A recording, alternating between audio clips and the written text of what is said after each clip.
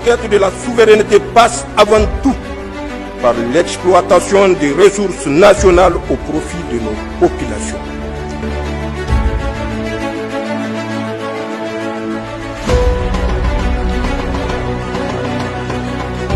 Dans un contexte diplomatique marqué par de profonds réajustements, la République du Niger vient de franchir un cap décisif sur l'échiquier international.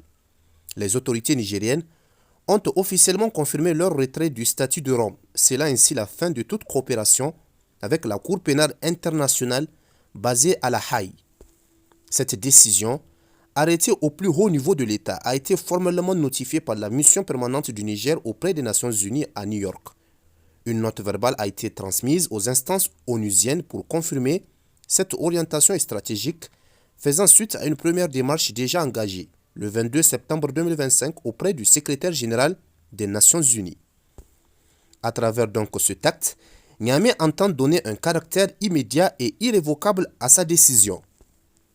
C'est donc la fin d'une relation institutionnelle de près de 25 années.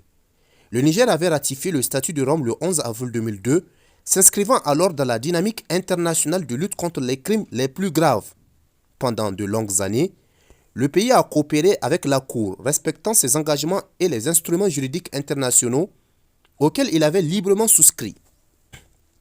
Mais aujourd'hui encore, le regard porté par les autorités nigériennes sur l'action de la CPI est profondément critique. Avec le recul, le gouvernement estime que l'institution s'est éloignée de sa mission initiale. À Niamey, la Cour est désormais perçue comme un mécanisme de justice à double standard, accusée de fonctionner selon des logiques sélectives et de servir, selon les termes employés, une forme de répression assimilée à un néocolonialisme judiciaire. La diplomatie nigérienne dénonce ouvertement ce qu'elle considère comme de graves manquements dans le traitement de plusieurs dossiers liés aux crimes de guerre et aux crimes contre l'humanité. Le principal reproche formulé concerne l'inaction de la Cour face à certains acteurs présumés de violations graves, pourtant documentés. Une attitude jugée contraire au principe même du statut de Rome est de nature à affaiblir la crédibilité de l'institution. Face à ce qu'il qualifie d'arbitrage à géométrie variable, l'État nigérien a choisi de reprendre pleinement la maîtrise de son appareil judiciaire. Cette rupture avec la juridiction internationale s'inscrit dans une volonté affirmée de consolidation de la souveraineté nationale. Les autorités annoncent désormais mettre l'accent sur le renforcement des mécanismes internes de justice, avec pour objectif de garantir la paix, la cohésion sociale et l'équité entre les citoyens. Pour autant, Niamey tient à lever toute ambiguïté. Ce retrait ne constitue ni un renoncement à la justice, ni un abandon des principes fondamentaux.